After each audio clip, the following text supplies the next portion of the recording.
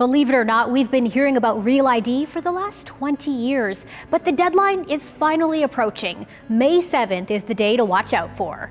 I'm PJ Randhawa with NBC Responds, and here's what you need to know about Real ID. Now, this is not something that the state set up, it's actually a federal mandate.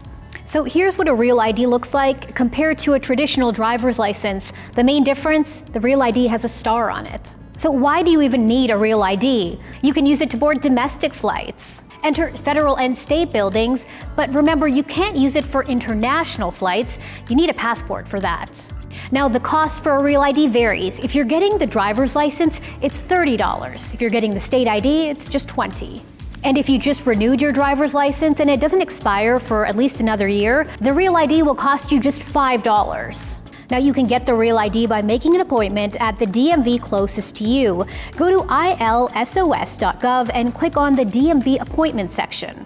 If you already have a valid state ID or driver's license, click on the Replace My Driver's License or ID Card section and then click Make an Appointment. Now, here's a pro tip for you. If you have trouble finding an appointment at the DMV closest to you, try making your appointment first thing in the morning when the new dates and times are released. Now, this is important. This is what you need to bring to the appointment to make sure you're not turned away and have to come all the way back. It's happened to a few of us here at NBC as well.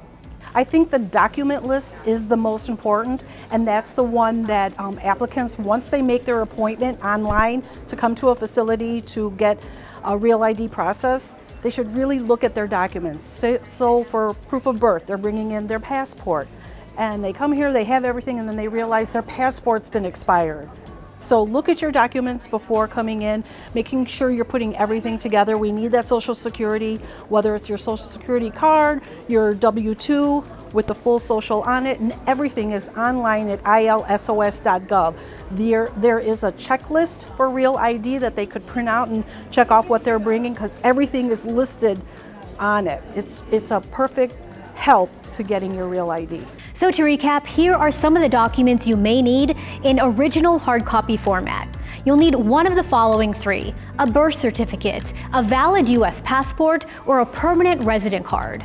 Now, you also need proof of your Social Security number and 2 documents that show your residence. This can be a utility statement or credit card statement, but they need to be issued within the last 90 days. And just a reminder, all of these things need to be in hard copies that you can bring physically to the DMV office. So images on your phone or in your email are not going to fly. These need to be original copies that you have in your hand when you go into the office. Now, the Illinois Secretary of State's office even has mobile units, and they can come to you and actually issue you a Real ID. So mobile units, I run all the mobile units. We go to senior homes, schools, churches, townships, legislators host them, when we can go anywhere that will meet our requirements, our connection, so that we can connect, and everything is done through me, and we have several over the state, and they're out every day. Today, as a matter of fact, we're at O'Hare doing one for United Airlines. Wow. Mm-hmm. How does one request the service? Okay, they would reach out to me. I would send them a prep packet and a mobile request, and we would get on the books and get them going. Homebound individuals can also make appointments through the state's Homebound State ID program. You can fill out the Homebound State ID contact form to request an appointment. Now, this is a lot of information, but we want to hear from you. How did your experience go? Drop it in the comments below.